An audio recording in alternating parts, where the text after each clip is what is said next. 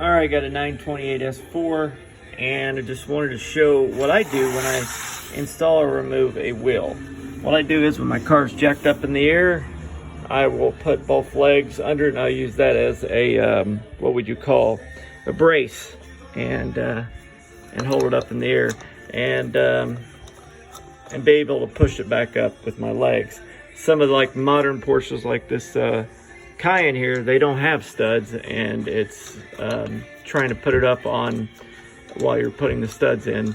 Of course, they have studs that have temporary studs that you can install on the Cayenne to help you install the wheels. But anyways, always thread your wheels in first before tightening. Hand tighten in first, and you're good to go. But like I said, just use your leg strength and lift it up and cradle it, and you'll be better off instead of struggling, at least for me. Bye.